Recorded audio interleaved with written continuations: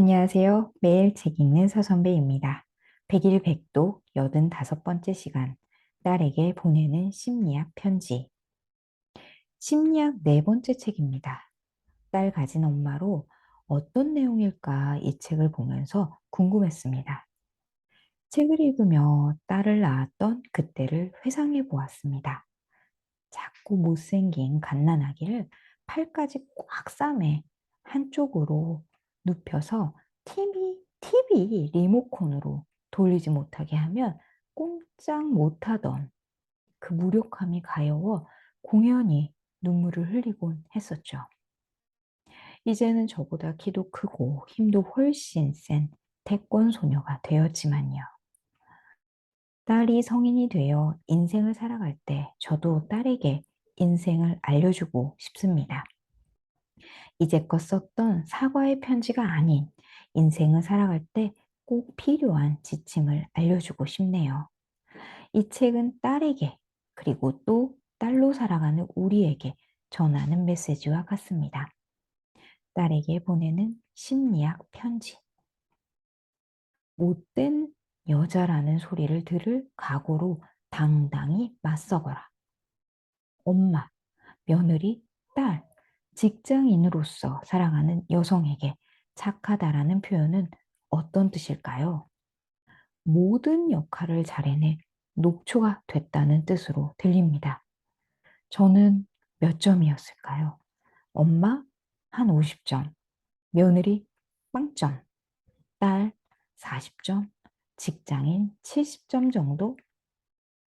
시어머님이 살아계실 적 저와 함께 살 때 며느리로는 빵점이지만 말을 이쁘게 잘한다고 친정 엄마한테 우스갯소리를 했던 기억이 생생합니다. 그만큼 모든 역할을 잘하지 않는, 착하지 않지만 못된 여자로 모든 것을 두루 해낼 수 있었던 저였습니다. 안전한 길은 무섭다. 인간은 안전한 길을 추구합니다. 그리고 40대가 되면 모든 것이 안정되고 안전해집니다. 안전한 길이 무서운 이유는 새로운 길에 도전할 수 없게 만듭니다. 도전하지 않으면 성장이 없지요. 어떤 가능성이 있는지 모른 채 멈추는 일은 없어야 할 것입니다. 타인에 의해 혹은 상황에 의해 어쩔 수 없이 선택했느냐? 아니면 자발적으로 그 선택을 하느냐다. 제가 살아오면서 가장 잘한 것이 있다면 모든 선택을 제 주도로 해왔다는 것입니다. 고등학교 진로와 취업, 대학, 퇴사, 그리고 결혼까지 모든 선택을 제가 선택했습니다. 그래서 저는 선택한 일에 후회가 거의 없는 편이었죠. 어느 날 저는 부모님께 여쭤봤습니다. 어떻게 제가 선택한 걸 그렇게 지지할 수 있었는지 말이죠. 부모님은 제가 다 알아서 잘했기 때문에 믿었다고 말씀해 주셨어요. 하지만 제가 부모가 되어 보니 그런 믿음을 갖는다는 게 얼마나 어려운 일인지 알게 되면서 부모님께 참 감사한 마음이 들었습니다. 내 딸에게도 그런 믿음으로 지지할 수 있는 엄마가 되고 싶습니다. 다 늙어서도 그와 대화를 잘할 수 있겠는가? 전 제 딸이 공부를 못하는 건 괜찮습니다. 가장 걱정되는 게 있다면 어떤 배우자를 잘 선택하느냐 하는 바람이 있죠.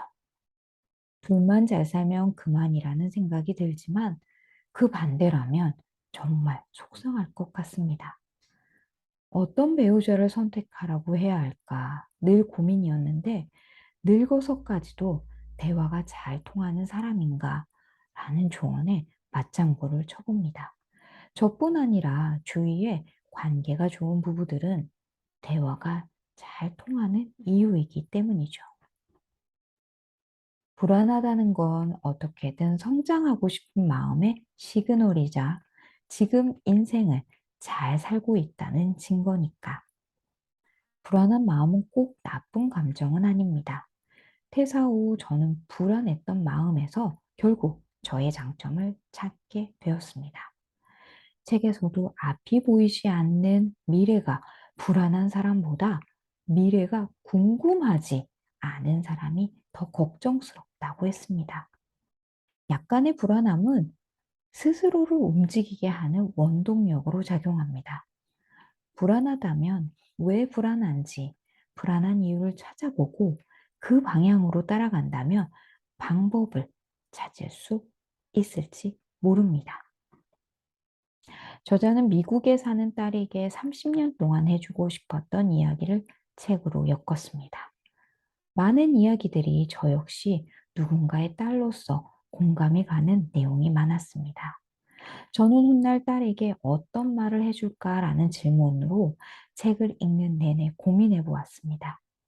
제가 인생에서 가장 해주고 싶은 단 한마디는 주위나 환경에 의해서가 아닌 스스로 선택하라는 말을 꼭 해주고 싶습니다. 제 부모가 저를 믿고 저에게 선택권을 주었듯 저 역시 딸을 믿고 선택권을 주고 싶습니다. 또한 스스로 선택으로 인한 후회 없는 삶을 살게 해주고 싶습니다. 저처럼 말이죠. 딸을 가진 엄마라면 꼭 한번 읽어보면 도움이 되는 책입니다. 백일백도 85번째 시간, 딸에게 보내는 심리학 편지였습니다. 그럼 이만.